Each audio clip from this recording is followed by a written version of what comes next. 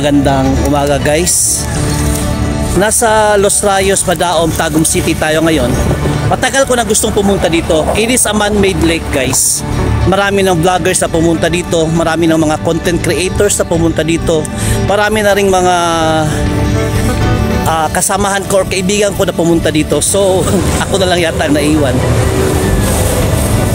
So ngayong umaga, ngayong araw na to, napag-isip-isip ko na i-explore ko itong Los Rayos guys. So samahan nyo ako at pumasok tayo.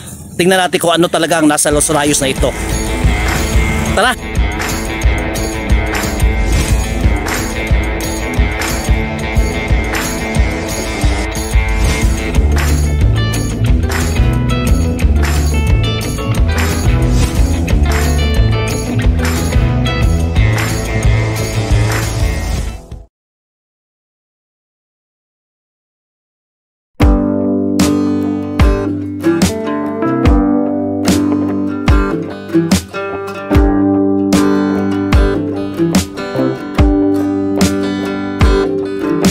Ang Los Rayos or tinatawag ding Los Rayos Lake Residences is a project of Santa Lucia Land Realty and Development Incorporated.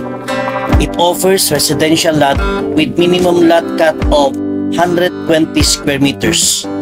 It is located in Barangay Madaom, Tagum City with a total land area of 37 hectares. Napakalaki po. As of now, dinidevelop pa to.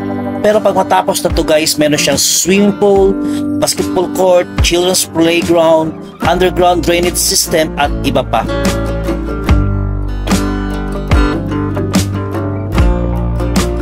Sa wakas at nakaabot din ako dito.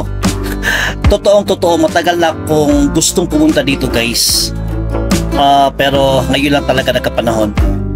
It's a man-made lake. Ito nakikita nyo, it's a man-made lake. At saka hindi pa nga tapos pero napakagandang tingnan.